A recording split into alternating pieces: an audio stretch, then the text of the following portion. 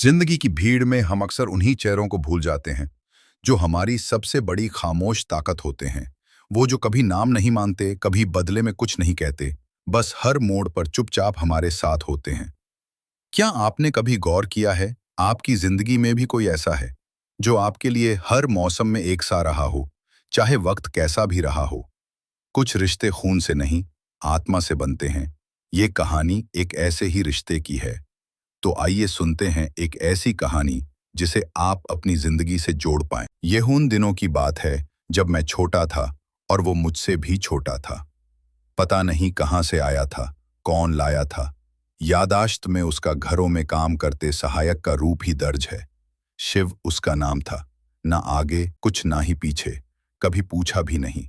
भले ही नाम के आगे पीछे कुछ न हो, पर मेरे साथ शायद उसके किसी पिछले जन्म का कोई संबंध जरूर था। बात 60 के उत्तरार्ध की है। बंगाल के नॉर्थ परगना जिले के भाटपारा इलाके में स्थित रिलायंस जूट मिल में बचपन का वह बेफिक्र, सुखद, अवर्चनीय समय था। स्कूल से कॉलेज और फिर कार्य क्षेत्र तक का सफर वहीं रहते पूरा हुआ। उस जगह से मेरे परिवार का 25 साल से भी ज्यादा का नाता रहा। मिल के स्टाफ परिसर में देश के तकरीबन हर प्रांत के लोगों के होने के बावजूद वहां एक परिवार का माहौल था। तीज, त्योहार, सुख, दुख सबके साझा होते थे। बच्चों को खेल कूद या किसी भी घर में आने जाने की पूरी छूट तो थी, पर लाड प्यार, डांट डपट का हक भी सभी बड़ों को था। उन दिनों वहां के सर्वे सर्वा डागा जी थे, जो सिर्फ मील के ही नहीं, उसके स्टाफ के परिवारों के भी संरक्षक थे। हर कोई उन्हें परिवार के मुखिया के रूप में आदर सहित देखता था। बात हो रही थी शिव की। जैसा कि मैंने बताया, बालक गणों के लिए वहां की हर जगह, हर क्षेत्र निर्बाध था। उसी के चलते एक घर में काम करते शिव को देखना हुआ। सांवले रंग का, गोल मटोल, भोला भाला, नाटा सा बालक, कोई ऐब नहीं, कोई लत नहीं। उससे कभी बातचीत नहीं होती थी, पर जब भी मुझे दिखता, उसके चेहरे पर एक बाल सुलभ मुस्कान खिंच जाती। अच्छा लगता था वह मुझे। समय ने अपनी यात्रा के दौरान मुझे रिलायंस से करीब 20 किलोमीटर दूर सोदपुर अगरपाड़ा के बीच स्थित कमरहट्टी जूट मिल पहुंचा दिया। काम मैं वहां जरूर करता था, पर सप्ताहांत या मौका मिलते या बनाकर घर पहुंच जाया करता था। ऐसे ही साल भर बीत गया। एक दिन रिलायंस आया हुआ था कि अचानक शिव मेरे पास आया और मेरे साथ चलने की इच्छा जाहिर की।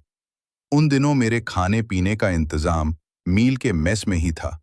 उसके रहने खाने के इंतजाम के बारे में सोच विचार कर कुछ समय पश्चात मेस में उसे सहायक के रूप में रखवा उसके रहने खाने का प्रबंध करवाकर मैंने उसकी इच्छा पूरी कर दी। यहां से शुरू होती है शिव के मेरे मैन फ्राइडे बनने की यात्रा। आप क्या समझे?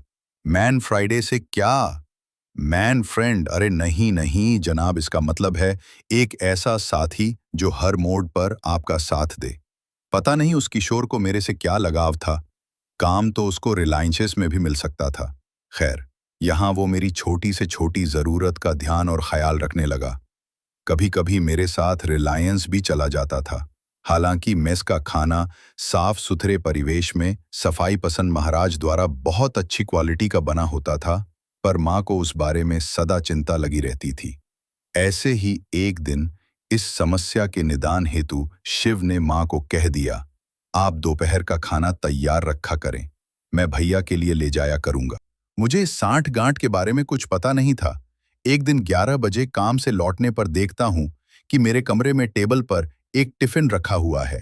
पूछताछ पर शिव ने बताया, मैं घर से लाया हूं। घर से? यहां यह बताना जरूरी है कि सीमित समय में दोनों जगहों पर आना जाना आसान नहीं था। सीधा सड़क मार्ग नहीं था, बस बदलनी पड़ती थी। वैसे भी सड़क मार्ग से बहुत समय लगता था, इसलिए यात्रा कई चरणों में पूरी करनी पड़ती थी। पहले आधा किलोमीटर तय कर मेन रोड पर आना पड़ता था। वहां से बस लेकर सौदपुर स्टेशन, फिर वहां से लोकल ट्रेन से सातमामा स्टेशन कांकीनाडा।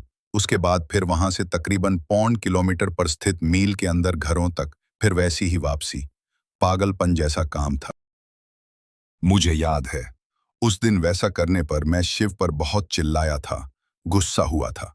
पर वह सर झुकाए सब सुनता रहा। फिर माँ की ममता सब पर भारी रही। समय अपनी गति से चलता रहा। 5 साल निकल गए। इसी बीच प्रभु ने भी मुझे गृहस्थ बनाने की योजना बना डाली। दिल्ली से संबंध जुड़ा। यहां भी शिव साए की तरह मेरे साथ रहा। एक राज की बात बताऊं, शिव के दिल्ली प्रवास ने वधू पक्ष पर काफी रुआब डाला था। हालांकि शिव ने मुझसे कभी कुछ नहीं मांगा, पर उसके भविष्य को और आने वाली जिम्मेदारियों को ध्यान में रख मैंने उसे मील में स्थायी काम पर रखवा दिया। मेहनती तो बहुत था, वहां भी कभी किसी को शिकायत का मौका नहीं दिया। समय का फेर, बीमारी और स्वास्थ्य के चलते मुझे काम छोड़ना पड़ा। इसी चक्कर में दिल्ली प्रवास और व्यस्तता के चलते सब पीछे छूट गया। शिव की खोज खबर लेने की कोशिशें नाकाम रहीं। पर मुझे विश्वास है कि अपनी मेहनत के बूते वो जहां भी होगा खुश होगा। प्रभु उसे स्वस्थ प्रसन्न रखें। हर किसी की जिंदगी में एक शिव होता है, कोई दोस्त, कोई सहायक, कोई परछाई, जिसे आपने कभी ठीक से धन्यवाद नहीं कहा, शायद कभी नोटिस भी नहीं किया, लेकिन वो हर मोड़ पर आपके साथ रहा। आज एक पल निकालिए, उस इंसान को याद कीजिए और अगर मुमकिन हो तो एक धन्यवाद कहिए। और अगर आपकी जिंदगी में भी ऐसा कोई अनकहा रिश्ता है तो कमेंट में एक दिल डालिए, क्योंकि कुछ रिश्तों को शब्द नहीं चाहिए, बस एहसास ही काफी है। ना रिश्ता था खून का, ना नाम किसी रिश्ते का, फिर भी वो हर पल साथ था। शिव मेरे अपने साए सा।